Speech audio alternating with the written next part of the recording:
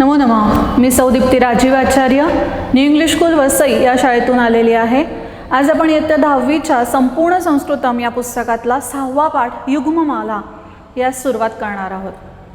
षष्ठा पाठ युग्ममाला, 6वा धडा युग्ममाला. युग्म म्हणजे जोडी, माला म्हणजे माळ. आता जोडींची माळ म्हणजे काय आपल्याला कळत नाही आहे. प्रस्तावना वाचूया. प्रस्तावनेवरनं तुम्हाला अर्थबोध होईल की संस्कृत साहित्य शब्दयुग्मानी प्रसिद्धानी. संस्कृत साहित्यामध्ये शब्दांच्या जोड्या प्रसिद्ध आहेत. शब्दयुग्म, शब्दांच्या जोड्या. आता कोणत्या शब्दांच्या जोड्या प्रसिद्ध आहेत? यथा, जसे, यदा तदा, जेव्हा तेव्हा, यावत तावत, जोपर्यंत तोपर्यंत, यत्र तत्र, जेथे तेथे. आता ह्या ज्या शब्दांच्या जोड्या आहेत, या शब्दांच्या जोड्या वापरून आपल्याला काही श्लोक या पाठात आलेले आहेत आणि या श्लोकांची माळ म्हणून आपल्याला या पाठाला नाव मिळालेलं आहे युग्ममाला. उदाहरण घेतलेलं आहे त्यांनी. यथा राजा तथा प्रजा, यथा तथा, जसा राजा तशी प्रजा, यथा तथा. शब्दयुग्मानां उपयोगेन श्लोकस्य वाक्यस्य वा सौंदर्यं वर्धते. या शब्दांच्या जोड्यांचा जर उपयोग केला तर श्लोकाचं किंवा वाक्याचं सौंदर्य वाढतं. अशा या शब्दयुग्मांचा श्लोकात उपयोग करून आपण काही श्लोक या पाठात शिकणार आहोत. चला सुरू करूया पहिल्या श्लोकाला. हा पहिला श्लोक वृद्ध चाणक्य शतकातून घेतलेला आहे आणि या श्लोकाचं वृत्त आहे वंशस्थ. यथा चतुर्भिः कनकं परीक्षते निघर्षणच्छेदनतापताडनैः तथा चतुर्भिः पुरुषः परीक्षते श्रुतेन शीलेन गुणेन कर्मणा. विद्यार्थ्यांनो, या श्लोकामध्ये मनुष्याची पारख कशी करावी, मनुष्याची परीक्षा कशाने करावी हे सांगितलेलं आहे. पण ते सांगण्यापूर्वी सुभाषितकाराने आपल्याला सोने या धातूचं उदाहरण दिलेलं आहे. विद्यार्थी मित्रांनो, तुम्हाला विज्ञानामध्ये धातू किंवा मेटल त्याची वैशिष्ट्य कॅरेक्टरिस्टिक्स वगैरे गेलेली आहेत. तेथे आपण या श्लोकामध्ये सुद्धा आपण त्याप्रमाणेच बघणार आहोत. आपण अन्वयावरनं जाऊया. यथा कनकम निघर्षण छेदन तापताडनैः इति चतुर्भिः परीक्षते. ज्याप्रमाणे कनक, कनक म्हणजे सोने, सोन्याची परीक्षा, निघर्षण घासून, छेदन तुकडे करून, ठोकून, तोडून, ताप तापवून, उष्णता देऊन, ताडनैः मग असे सांगितला अर्थ ठोकून, अशा 4 प्रकारे केली जाते.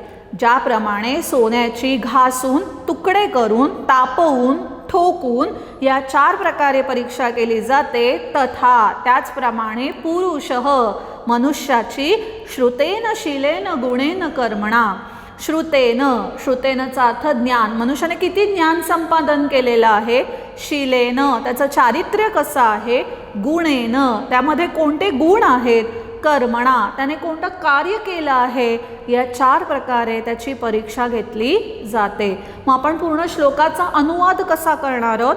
ज्याप्रमाणे सोन्याचे घासून, तुकडे करून, तापवून, ठोकून या 4 प्रकारे परीक्षा केली जाते, त्याचप्रमाणे मनुष्याची ज्ञानाने, चारित्र्याने, गुणांनी आणि कार्याने या 4 प्रकारे परीक्षा केली जाते. दुसरा श्लोक आहे. यत्र विद्वज्जनो नास्ति श्लाघ्यस्तत्राल्पधीरपि निरस्तपादपे देशे एरंडोपी द्रुमायते. संग्रहात सुभाषितांचा जो संग्रह असतो त्यातून हा घेतलेला श्लोक आहे आणि या श्लोकाचं वृत्त आहे अनुष्टुप. संधी ज्या आलेल्या आहेत त्या आपल्या श्लोकाखालीच त्यांनी दिलेल्या आहेत. विद्वज्जनो नास्ति, विद्वज्जनः अधिक न अधिक अस्ति, श्लाघ्यस्तत्राल्पधीरपि, श्लाघ्यः अधिक तत्र अधिक अल्पधीः अधिक अपि, आणि एरंडोपि, एरंडः अधिक अपि. अर्थाकडे जाऊया. अन्वय बघा आपण. यत्र विद्वज्जनः न अस्ति, जेथे विद्वान मनुष्य नसतो, तत्र तेथे अल्पधीः अपि श्लाघ्यः भवति. अल्पबुद्धीचा मनुष्य सुद्धा स्तुतीस पात्र ठरतो, प्रशंसेस पात्र ठरतो. बघा, जेव्हा आपल्या अवतीभोवती खूप हुशार लोक असतील तर जनरली त्यांची स्तुती होते. पण सुभाषितकार म्हणतो की जिथे विद्वानच नाहीये मग तिथे स्तुती कोणाची होते. तर त्यातला त्यात थोडीशी बुद्धी का होईना ज्याच्याकडे आहे अशा मनुष्याची स्तुती होते. आपल्याकडे मराठीत आपण म्हणतो वासरात लंगडी गाय शहाणी, बरोबर. त्याचप्रमाणे इथे अल्पबुद्धीचाच मनुष्य आहे, आजूबाजूला विद्वान नाहीच आहे, त्यामुळे त्या अल्पबुद्धीच्या मनुष्याचीच स्तुती होते. यथा उदाहरण दिलंय, ज्याप्रमाणे निरस्त पादपे देशे एरंडः अपि द्रुमायते.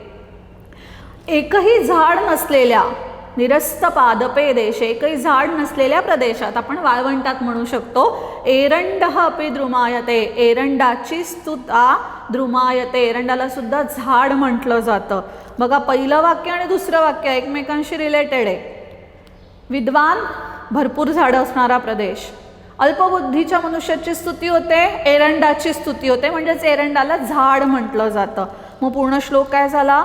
जेथे विद्वान नसतो तेथे अल्पबुद्धीच्या मनुष्याची सुद्धा स्तुती होते, ज्याप्रमाणे वृक्ष नसलेल्या प्रदेशात एरंडाला सुद्धा वृक्ष म्हटले जाते. तिसरा श्लोक, यदा किंचिज्ञोहम द्विपैव मदांधः समभवम तदा सर्वोज्ञस्मित्यभवदवलिप्तं मम मनः. यदा किंचित किंचित बुधजन सकाशादवगतम तदा मूर्खोस्मीति ज्वरैव मदो मे व्यपगतः. श्लोक नीतिशतकातून घेतलेला आहे. नीतिशतकाचे कवी भर्तृहरी आणि हा श्लोक शिखरिणी या वृत्तात आलेला आहे. संधी भरपूर आहेत विद्यार्थी मित्रांनो, नीट अवलोकन करा. किंचिज्ञोहम, किंचिज्ञः अधिक अहम, द्विपैव, द्विपः अधिक इव, सर्वज्ञस्मित्य भवदवलिप्तम विग्रह दिलेला आहे. सर्वज्ञ अधिक अस्मी अधिक इति अधिक अभवत अधिक अवलिप्तम. पुढचा संधी विग्रह आलेला आहे. किंचित किंचित बुधजन सकाशादवगतम, किंचित त हलंत अधिक किंचित त हलंत अधिक बुधजन सकाशात त हलंत अधिक अवगतम. मूर्खोस्मीति, मूर्खः अधिक अस्मी अधिक इति. आपण श्लोकाच्या अनुवादाकडे जाऊया, श्लोक समजून घेऊया. यदा, जेव्हा, अहम किंचिज्ञः, जेव्हा मला थोडेसे समजू लागले. बघा, किंचित ज्ञः, ज्ञ, ज्ञा धातू, 9व्या गणाचा, जाणणे, समजून घेणे. जेव्हा मला थोडेसे समजू लागले, तदा अहम द्विपः इव, तेव्हा मी हत्तीप्रमाणे मदांधः समभवन, मदोन्मत्त झालो, उन्मत्त झालो. म्हणजे बघा, अर्ध्या हळकुंडाने पिवळे होणे. थोडंसं माहिती आहे, लगेच मात चढला की मला सगळं काही माहिती आहे. तदा मम मनः, तेव्हा माझं मन, सर्वज्ञ अस्मी, मी सर्वज्ञ आहे, मला सर्व काही माहिती आहे, इति अवलिप्तम अभवत, असे समजू लागले. यदा बुधजन सकाशात किंचित किंचित अवगतम, पण जेव्हा मी बुद्धिमंतांच्या सहवासात, बुध जन सकाशात, बुध म्हणजे विद्वान, बुद्धिमान व्यक्तींच्या सकाशात, सहवासात, अवगतम मला कळले. जेव्हा बुद्धिमंतांच्या सहवासात मला किंचित किंचित थोडे थोडे समजू लागले, तदा, तेव्हा, अहम मूर्खः अस्मी, मी मूर्ख आहे, इति ज्ञात्वा, असे समजून, मे मदः, माझा मदोन्मत्तपणा, ज्वरः इव व्यपगतः, तापाप्रमाणे निघून गेला. बघा, सुभाषितकार काय सांगतोय हे समजून घ्या. या श्लोकात सुभाषितकाराला सांगायचे की सुरुवातीला मला फार थोडी माहिती होती आणि त्या थोड्या माहितीमुळे सुद्धा मला असं वाटत होतं की मला सगळं काही माहिती आहे. माझं मन समजू लागलं होतं की मी सर्वज्ञ आहे. आणि जेव्हा एखादा हत्ती मदोन्मत्त होतो त्याप्रमाणे मी स्वतःला खूप उन्मत्त समजू लागलो होतो, गर्विष्ठ झालो होतो. पण जेव्हा मी बुद्धिमंतांच्या सहवासात गेलो, त्यांच्याकडून मला खरं ज्ञान थोडं थोडं मिळू लागलं, मला समजू लागलं, तेव्हा माझा जो मदोन्मत्तपणा होता तो तापाप्रमाणे निघून गेला. पुढचा चौथा श्लोक आहे. तावत भयाधिभेतव्यम यावत भयमनागतम, आगतम तू भयम वीक्ष नरः कुर्यात यथोचितम. श्लोक पंचतंत्रातून घेण्यात आलेला आहे. पंचतंत्राचे लेखक विष्णू शर्मा आणि हा श्लोक अनुष्ठूप या वृत्तात आलेला आहे. संधी विग्रह भयाद्भी, भयात अधिक ही, भयम अनागतम, भयम म हलंत अधिक अनागतम. श्लोकाचा अनुवाद बघूया. यावत भयम अनागतम तावत ही भयात भेतव्यम, जोपर्यंत भय आलेले नाही, भीती आलेली नाही, संकट आलेले नाही, तोपर्यंत संकटाला घाबरावे, भयाला घाबरावे. तथापि आगतम तू भयं वीक्ष, पण तरीसुद्धा आलेले भय पाहून नरह यथोचितम कुर्यात, मनुष्याने योग्य ती कृती करावी, यथोचित कार्य करावे. तुम्हाला मला वाटतं एक भित्रा मनुष्य आणि अस्वल यांची गोष्ट माहिती असेल. मित्राबरोबर जंगलातून जात असतो आणि त्याच वेळी समोरून अस्वल येताना बघतो. एक मित्र झाडावर पटकन चढतो, दुसऱ्या मित्राला झाडावर पटकन चढता येत नसतं. मग मित्र सोडून गेला. मग आता आपण काय करायचं? अस्वल तर समोरून येणार, इकडे आड तिकडे विहीर. मग आता तो ठरवतो की योग्य ती कृती करायची, म्हणून तो निश्चित मेल्यासारखा पडून राहतो. अस्वल येतं, त्याला हुंकतं, असं त्याला कळतं की हा मेलेला मनुष्य आहे, म्हणून त्याला काहीही इजा न करता तो अस्वल तिथून निघून जातो. म्हणजे तिथे त्याने काय केलेलं आहे? संकटाला समोर आलेलं बघितलं आहे आणि यथोचित कृती केलेली आहे. जोपर्यंत संकट येत नाही तोपर्यंत संकटाला घाबरावं, आलेले संकट पाहून योग्य ती कृती करावी. इथे कोणती जोडी आली आहे? यावत तावत. परत एकदा हा श्लोकाचा अनुवाद आपण बघतोय. जोपर्यंत भय आलेले नाही तोपर्यंत भयाला घाबरावे. इथे आपण संकट पण घेऊ शकतोय शब्द. तरी सुद्धा आलेले संकट पाहून, आलेले भय पाहून मनुष्याने योग्य ती कृती करावी. 5वा श्लोक अनुष्ठुप वृत्तात आलेला आहे. उत्तमो नातिवक्ता स्याद्धमो धमो भाषते, सुवर्णेन ध्वनिस्तादृक् यादृक् कांसे प्रजायते. स्याधमो श्लोकाच्या आधी संधी विग्रह बघूया. उत्तमो नातिवक्ता, उत्तमः अधिक न अधिक अतिवक्ता. स्याधमो बहु, स्यात् अधिक अधमः अधिक बहु. ध्वनिस्तादृक् कादृक् कांसे, ध्वनिही अधिक तादृक् अधिक यादृक् अधिक कांसे. अर्थाकडे जाऊया आपण. अन्वयाप्रमाणे अनुवाद बघणार आहोत आपण. उत्तमो नातिवक्ता स्यात्. इथे उत्तम आणि अधम असे 2 शब्द आलेले आहेत. मनुष्यांचे 2 प्रकार सांगितलेले आहे. मनुष्य 2 प्रकारचा आहे, उत्तम आणि अधम. उत्तम चांगल्या प्रतीचा, अधम नीच प्रवृत्तीचा. उत्तम अतिवक्ता न स्यात्. उत्तम मनुष्य हा जास्त बडबड करणारा नसतो, वाचाळ नसतो. अधमः बहुभाषते. नीच मनुष्य पुष्कळ बडबड करतो. म्हणजे काय? थोडक्यात उत्तम मनुष्याकडे सर्व काही व्यवस्थित ज्ञान असतं, त्यामुळे तो अति वाचा अति बडबड करत नाही. पण नीच मनुष्याकडे ज्ञानच कमी असतं, त्यामुळे तो पुष्कळ बडबड करत राहतो, कारणाशिवाय बडबड करत राहतो. आणि मग उदाहरण आपल्याला दिलेलं आहे. यादृक् कांसे प्रजायते तादृक् सुवर्णे ध्वनिही न. 2 धातू घेतलेले. पहिला धातू आहे कांस्य. ज्याप्रमाणे कांस्य धातू ध्वनिही प्रजायते, आवाज करतो, तादृक् त्याप्रमाणे सुवर्णे ध्वनिही न प्रजायते, सोने हा धातू आवाज करत नाही. आपल्याकडे मराठीत आपण म्हणतो उथळ पाण्याला खळखळाट फार.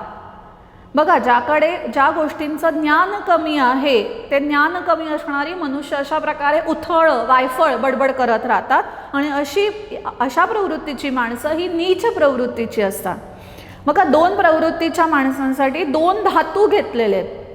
काय होत आहे? उत्तम प्रतीचा मनुष्य म्हणजे सोने. उत्तम प्रतीचा मनुष्य बडबड करत नाही, सोने हा धातू आवाज करत नाही. अधम प्रवृत्तीचा मनुष्य खूप बडबड करतो, म्हणजेच कांस्य हा धातू पुष्कळ आवाज करतो. विद्यार्थ्यांनो, लक्षात येतंय तुम्हाला? उत्तम, अधम, कांस्य आणि सुवर्ण याप्रमाणे आपल्याला हे उदाहरण घ्यायचं आहे. इथे आपण आपला 5वा श्लोक घेतलेला आहे. या पाठातला शेवटचा श्लोक 6वा. यादृशं वपते बीजं क्षेत्रमासाद्य कर्षकः, सुकृते दुष्कृते वापि तादृशं लभते फलम. शुद्ध बीजापोटी फळे रसाळ गोमटी, पेरावे तसे उगवते. आपल्याला मराठीमध्ये या 2ही गोष्टी गेलेल्या आहेत. जर बीज शुद्ध असेल तर त्याला येणारी जी फळं असतात ती सुद्धा गोमटी येतात, किंवा जसं आपण पेरतो तसंच उगवतो.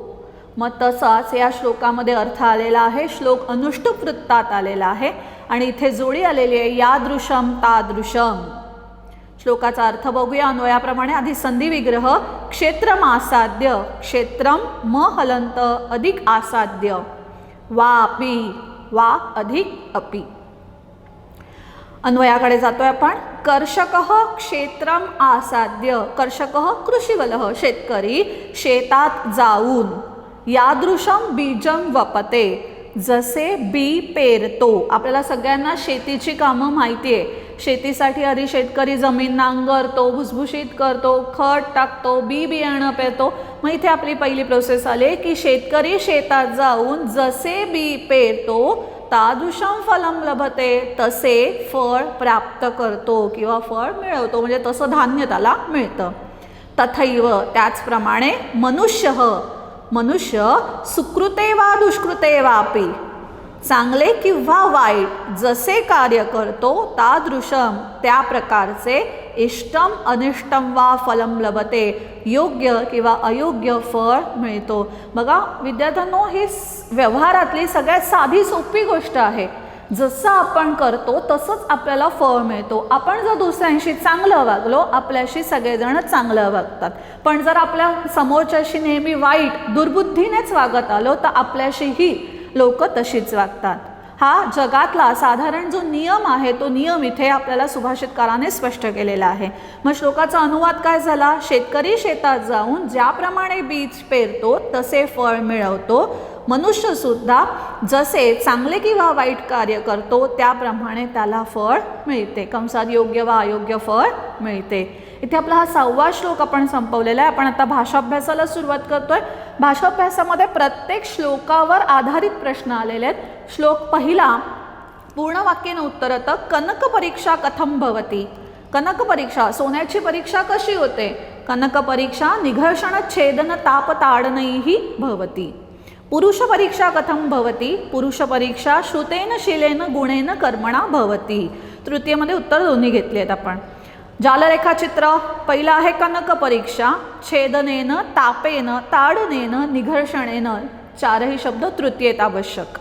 पुरुष परीक्षा परत जालरेखाचित्र आहे, श्रुतेन शिलेन गुणेन कर्मणा. श्लोकातलेच शब्द आपण घेणार आहोत, फक्त तृतीयेत वापरणार आहोत. आता प्रत्येक श्लोकावर माध्यम भाषेचे प्रश्न येणारच आहेत विद्यार्थ्यांनो. आणि माध्यम भाषेचा प्रश्न म्हटला की त्या श्लोकाचा जर अर्थ समजला असेल तर तुम्हाला लिहिता येणार. आता हा प्रश्न काय आहे? यथा चतुर्भिः इति श्लोकस्य स्पष्टीकरण लिखत. या श्लोकाचं स्पष्टीकरण लिहा. मग आता तुम्ही सुरुवात काय करणार प्रस्तावनेची? यथा चतुर्भिः डॅश डॅश कर्मणा. हा श्लोक वृद्ध चाणक्य शतकातून घेतलेला आहे. या श्लोकाचं वृत्त वंशस्थ आहे. या श्लोकामध्ये सोन्याची परीक्षा ठोकून तापवून ते चारही प्रकार लिहायचे. त्याचप्रमाणे मनुष्याची परीक्षा ही त्याच्या कार्याने गुणांनी जे काही 4 गुण आलेले त्या सगळ्याच प्रकारे होते. हे तुम्ही जे श्लोकात अर्थासाठी बघितलंय तेच उत्तरात येणार. पुढचा प्रश्न आहे अमरकोशात शब्द. अमरकोश म्हटलं की पान नंबर 117 लक्षातच ठेवायचंय. वाक्य काय आलंय? जनैहि कनकम परीक्षते. कनकम अधोरेखित शब्द आहे. उत्तर येणार हेमम सुवर्णम. जो तुम्हाला सोपा वाटतो 117 शब्द तो इथे तुम्ही वापरू शकता. दुसरा श्लोक, पूर्ण वाक्येन उत्तरत अल्पदेही कुत्र श्लाघ्यः भवति. अल्पबुद्धीच्या माणसांची कुठे स्तुती होते? कुठे स्तुती होते? जिथे विद्वान नसतात तिथे. मग उत्तर काय येणार? अल्पदेही यत्र विद्वज्जनः न अस्ति तत्र श्लाघ्यः भवति. एरंडः कुत्र द्रुमायते? निरस्सपादपे देशे एरंडः द्रुमायते. तुम्ही शक्यतो संस्कृतमधली ही पूर्ण वाक्येन उत्तरं अन्वयातनं शोधली तर तुम्हाला सोपी जातील. संधिविग्रहं कुरुत श्लाघ्यस्तत्र श्लाघ्यः अधिक तत्र अल्पधीरपि अल्पधीः अधिक अपि. अमरकोशात शब्दं प्रयुज्य परत पान नंबर 117 यत्र एकः अपि पादपः नास्ति तत्र एरंडः द्रुमायते. अधोरेखित शब्द आहे पादपः. उत्तर येतं तरुः. वृक्षः घेतला तरी चालेल. तिसरा श्लोक, पूर्ण वाक्येन उत्तरत मनुष्य द्वीप इव मदांधः कदा भवति.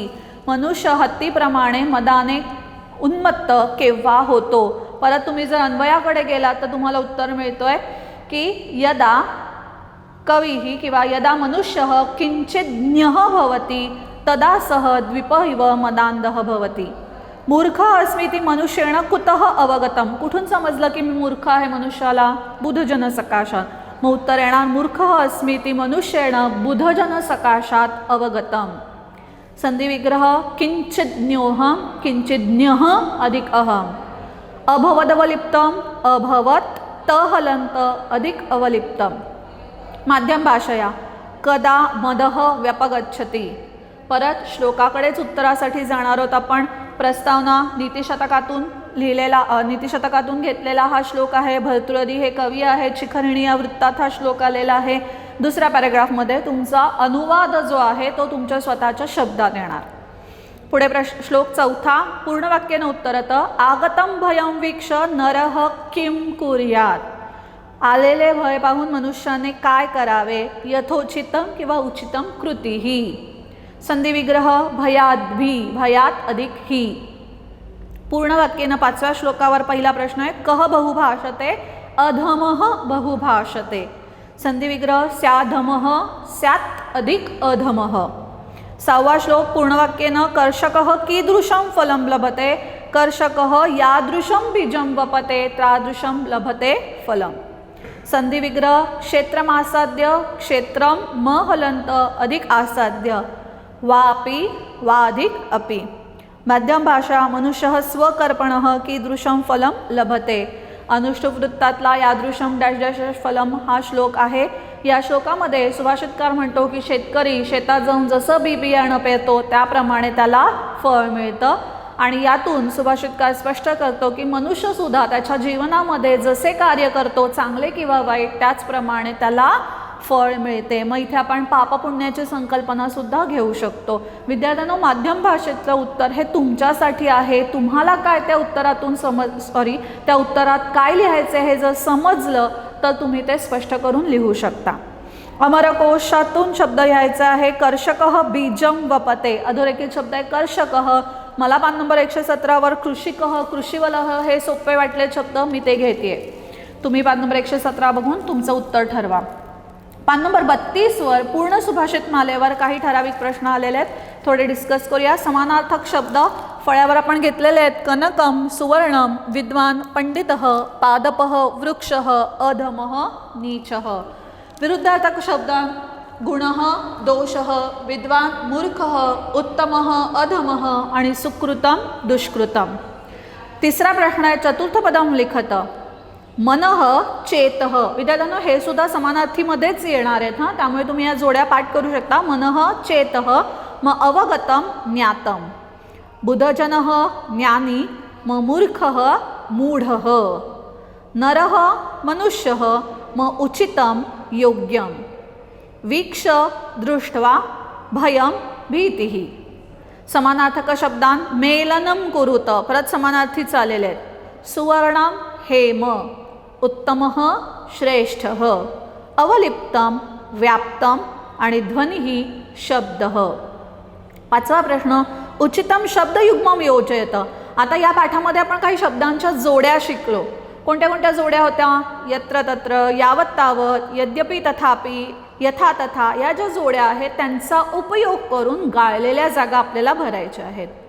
वाक्याचा जर अर्थ समजला तर अर्थाप्रमाणे आपण या जोड्या नीट वापरू शकतो. जसं पहिलं वाक्य आहे. डॅश अध्यापकः न आगच्छति डॅश छात्राः स्वाध्यायं कुर्वन्ति. जर शिक्षक आले नाहीत तर विद्यार्थी अभ्यास करतात. यदि तर्हि.